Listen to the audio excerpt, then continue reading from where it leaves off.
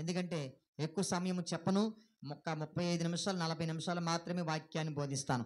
చూడండి, కొరింథీయులకు రాసిన 2వ పత్రిక 11వ అధ్యాయం 4వ వచనం. ఎందుకంటే అంటాడు ఆయన, నేను మీ అంత జ్ఞానవంతుడు కాదు, కానీ మీరు మాకంటే జ్ఞానవంతులు. అవును కదండి, పాస్టర్ గారి కన్నా ఇప్పుడు చాలా మందికి చాలా జ్ఞానం ఎక్కువైపోయిందండి. పాస్టర్ గారి కన్నా జ్ఞానం చాలా మందికి ఎక్కువైపోద్ది. ఇప్పుడు ఒక బైబిల్ చదవరు, ఒక గంట సేపు ప్రార్థన చేయరు, కానీ ఏం చేస్తారు, చాలా జ్ఞానం ఎక్కువైపోద్ది, ఎలాగంటారు. ఎక్కడుందయ్యా బైబిల్లో అంటే బైబిల్లో ఉండదు. సొంత నిర్ణయాలు, సొంత ఆలోచనలు చెప్తారు ప్రియారా. మనుషులకి జ్ఞానం ఎక్కువైపోతుంది. అంటే పౌలు గారు, నాకు మీకున్నంత జ్ఞానము లేదు, కానీ ఆత్మయందు, చూడండి, జ్ఞానమందు నేర్పు లేని వాడను కాను. చూడండి, మాటల యందు నేను నేర్పలేని వాడనైనను దైవికమైన జ్ఞానమందు ఆయన నేర్పలేని వాడు కాదట. ఆయన మాటకారి కాదు, కానీ ఆయనకు ఒక జ్ఞానం ఉంది, దైవికమైన జ్ఞానం ప్రియరా. దేవుడు ఏదైతే ఏ పునాది మీద కట్టబడమన్నాడో, ఏ పునాది వేయమన్నాడో ఆ పునాది మీద కట్టబడుతున్నాడు ఆయన. ఏంటి, మధ్యకాలంలో రష్యా అనుకుంటా, యూరోపా ఏంటి, ఒక ఆమె వచ్చిందండి. ఒక ఆమె, దేవుడు యేసుక్రీస్తుని లోకానికి పంపించాడు కదా మొదటి రాకడలో, ఇప్పుడు నన్ను పంపించాడు, నేను దేవుని భార్యని, నేను దేవుడిని అని చెప్తుందండి ఒక ఆమెడి. విన్నారా ఎప్పుడైనా మీరు? వినరే? మీకు టీవీలు కావాలి బాగా, ఇలాంటి ఏం వినరు, ఏం జరుగుతుందో తెలీదు. ఇగో నేను మొన్న పాస్టర్ గారు చనిపోయారు కదా, ఆ పాస్టర్ గారి మీద ఏం చెప్పారు అనుకుంటున్నారు రాకరికి?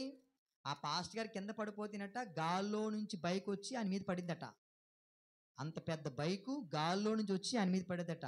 ఈయన అక్కడ ఉంటే ఏదో సినిమాల్లో షూటింగ్లు చేస్తారు చూసారా, తాడుల మీద వేసి తాడులు కట్ చేసి తాడులు వీడియోలో కనబడకుండా బైక్ మనిషి మీద పడినట్టు చేస్తారు కదా, అలా డెకరేషన్ చేశారండి. ఇప్పుడు ఆయన చెప్తున్నారు, ఎస్పీ గారు, ఆయన పడిపోయాడంట, చాలా ఓవర్ స్పీడ్లో వస్తున్నారంట, ఆయన పడిపోయాడట. ఆయన పడిపోయిన తర్వాత ఇది గాల్లో మేఘాల్లోంచి వెళ్ళి అలా తిరిగి వచ్చి ఆయన మీద పడిందంట. అలాగా అప్పుడు చచ్చిపోయాడంట ఆయన. ఏంటి ఎంత అజ్ఞానంగా మాట్లాడుతున్నాడు. గట్టిగా మాట్లాడితే మన మీద ఇంకా రకరకాల కిడ్నాప్లు జరిగిపోతాయి మన మీద. అంత పెద్ద చదువులు చదువుకొని అంత పెద్ద హోదాలో ఉండి గాలిలో నుంచి వచ్చిందంటే బైక్ అంటే ఆయన మీద పడిపోయిందంట. మీరు అందరూనేమో ఎర్రబాబులాగా అలా చూస్తూ ఉంటారు. మీకేం పట్టనట్టుగా పాస్టర్ గారు చంపేసినా మీకు బాధలేదు, పాస్టర్ గారిని కిడ్నాప్లు చేసినా మీకు బాధలేదు. ఏం అవ్వలేదు, మాకు ముసలమ్మ ముచ్చట్లు పెట్టుకుంటే చాలండి మాకు.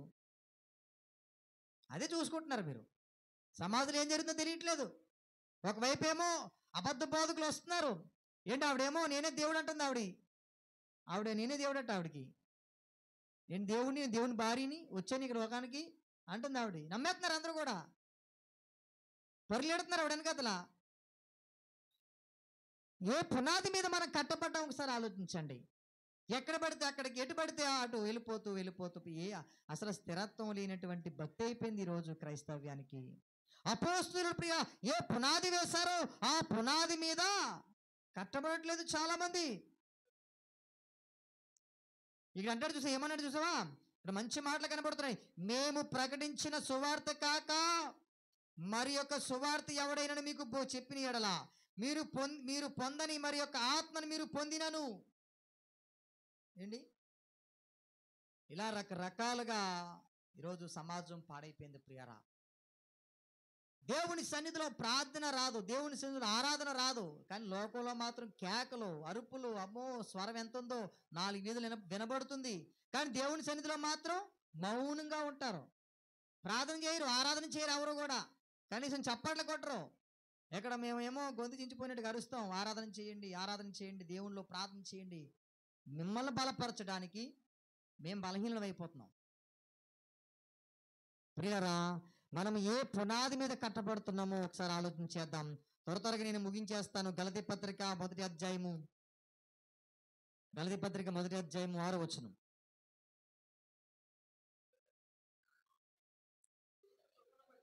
క్రీస్తు కృపను బట్టి మిమ్మును పిలిచిన వారిని విడిచి భిన్నమైన సువార్త తట్టుకు మీరు ఇంత త్వరగా తిరిగిపోవుట చూడగా నాకు ఆశ్చర్యమవుచూ ఉన్నది.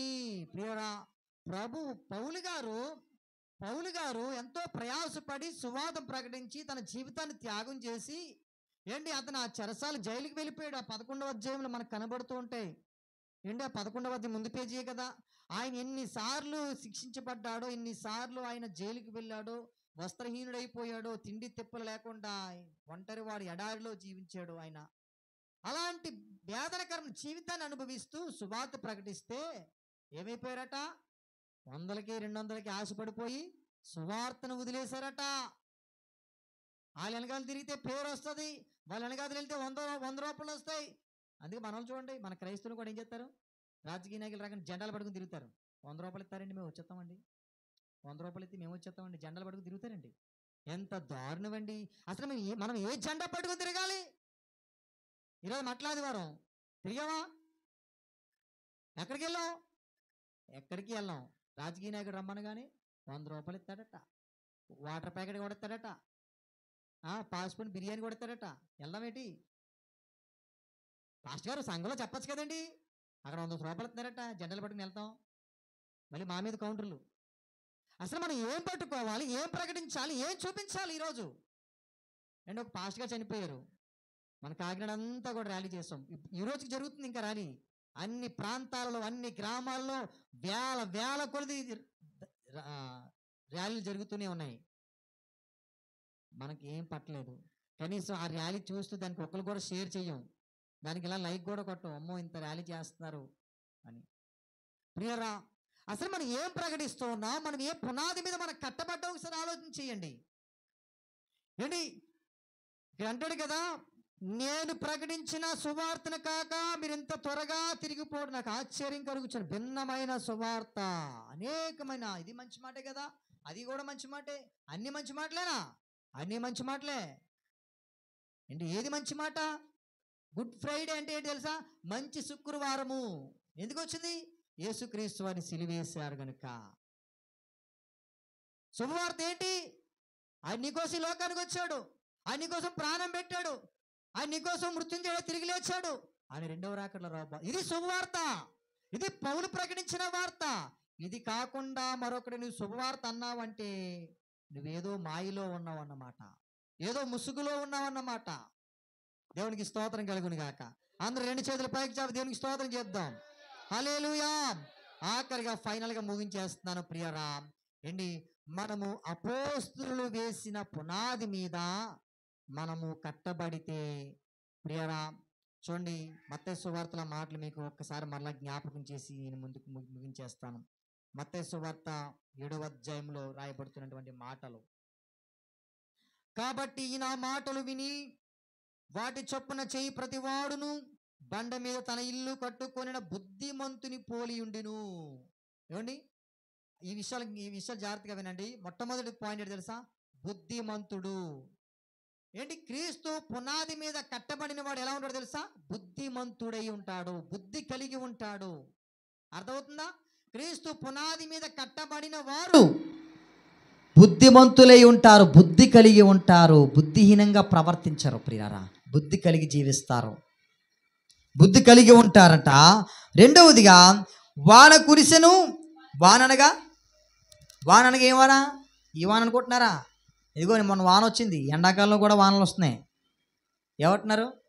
ఏంట్రా బాబు ఈ ఎండాకాలంలో వానలు వస్తున్నాయి, కలికాలం ఏటేం ఏమవుతుందో తెలియట్లేదు. ఇదిగో మన ఎక్కడో ఏంటి పిడుగులు పడ్డాయట, పిడుగులు పడి మొత్తం కాలిపోయినాయి. మన పోయిన సంవత్సరం మన దుమ్ములపేటలో ఒక పిడుగు పడింది కదా. ఏంటి, వర్షాల టైంలో ఎండలు వస్తాయి, ఎండల టైంలో వర్షాలు వస్తూ ఉంటాయి. మన వర్షం వచ్చింది మనకి. ప్రియరా చూడండి, వాన అనగా ఏ వాన? మామూలు వాన కాదండి, ఏదో పైనుంచి మేఘాలు కరిగి వచ్చే వాన కాదు. వాన అనగా శోధన. చెప్పండి, వాన అనగా శోధన. శోధన లేని వారు ఎవరైనా ఇక్కడ ఉన్నారా?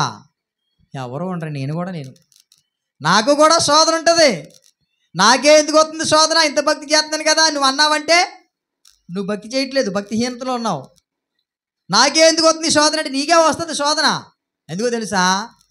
నీవు ఏ పునాది మీద కట్టబడ్డావో, నీవు ఏ బండ మీద కట్టబడ్డావో పరీక్ష. వాన అనగా శోధన నీ మీదకి రాగానే నీవు పడ్డావంటే నీ పునాది క్రీస్తు మీద లేదు, మనుషుల మీద ఉంది నీ పునాది. నీవు నీ పునాది క్రీస్తు మీద వేసుకుంటే ప్రియరా, నీ కుటుంబంలో నీ జీవితంలో శోధన వచ్చినా నీవు కదల్చబడవు. వానలు వస్తూ ఉంటాయి ఎన్నోసార్లు. ఒకప్పుడు వాన వస్తే మన దుమ్ములపేట మునిగిపోయేది. ఏంటి పోయిన సంవత్సరమే కదా మొత్తం మన ఊరంతా రోడ్లు వేసేసారు. ఇప్పుడు ఎంత పెద్ద వాన వచ్చినా మునిగిపోదు. ప్రియరా, ఈ వానలు వస్తూ ఉంటే నేను అంటాను, మన జీవితంలో వచ్చే శోధనలు మనము తట్టుకోవాలంటే, జయించాలి అంటే మనము క్రీస్తు అనే బండ మీద మన పునాది ఉండాలి. రెండవదిగా ఏంటి? వరదలు వచ్చినను. హలో, రెండవది ఏంటి చెప్పండి? అందరూ చెప్పండి, అందరూ పైకి చూడండి ఒకసారి. ఏమొచ్చినను? వరదలు వచ్చినను. వరదలు ఎక్కడ వస్తాయి? ఎప్పుడైనా చూసాం వరదలు? చూసామా? మనం చూసాం కదండి యూట్యూబ్లో, సెల్ ఫోన్లో. విజయవాడ అంతా మునిగిపోయింది. ఏంటి విజయవాడ మొత్తం మునిగిపోయింది, కృష్ణా జిల్లా మొత్తం, అవన్నీ కూడా చాలా ప్రాంతాలన్నీ కూడా మునిగిపోయినాయి కదా. మన ప్రాంతంలో కూడా పిఠాపురం అవతల ఏదో ఒక ఊర్లో కూడా చిన్న వరద వచ్చింది, రోడ్డు మీదకి వచ్చింది. ఏంటి వరద అనగా ప్రియరా, ఏదో విజయవాడలో వచ్చే వరదలు కాదండి ప్రియరా. వరద అనగా ఏంటి తెలుసా? మన జీవితంలో అప్పుడప్పుడు వచ్చే రోగాలట. దేవునికి స్తోత్రం కలుగును గాక. వరదలు ఎప్పుడు వస్తాయి చెప్పండి? వర్షాలు బాగా ఎక్కువైపోతే ఏమవుతాయి? వరదలు వస్తాయి. మనకు అనారోగ్యాలు ఎప్పుడు వస్తాయి? అప్పుడప్పుడు వస్తాయి కదా. అనారోగ్యాలు అప్పుడప్పుడు వస్తాయి.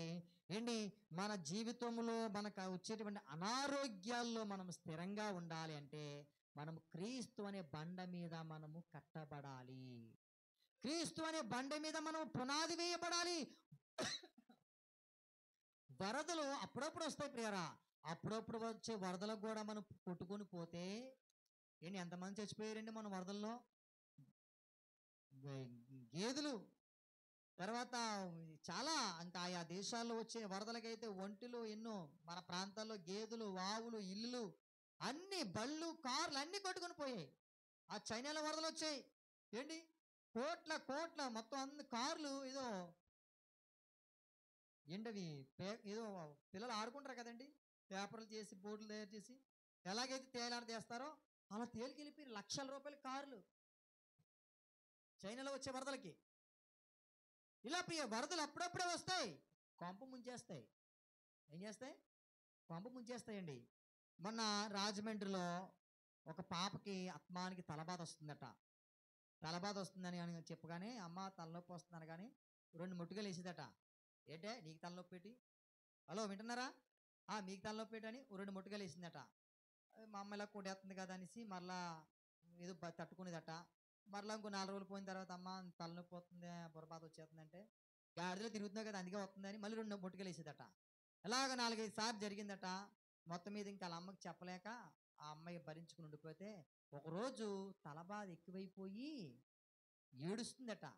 ఏడుస్తుందండి అంటే అప్పుడు డాక్టర్ గారి దగ్గర తీసుకెళ్తే అమ్మ తలబాధ చాలా రోజు నుంచి వస్తుందని చెప్తుంది కదా పాప, ఒకసారి స్కానింగ్ చేయండి అని చెప్తే మొత్తం మీద చాలా హాస్పిటల్ తిప్పి స్కానింగ్ చేశారటగా. ఎక్కడ దొరకలేకపోతే మన కాకినాడ తీసుకొని స్కాన్ చేశారు. ఏముందంటే ఈ మెదడులో గడ్డలు వచ్చాయట. వింటున్నారా? గడ్డలు వస్తే ఆ గడ్డలో ఒకటి చిరిగిపోయిందట. అది చిరిగిపోవడం వల్ల ఏమండి జస్ట్ చిరిగిందంట అంతే, ఇంకా స్ప్రెడ్ అవ్వలేదట. తలబాధ ఎక్కువైపోయింది.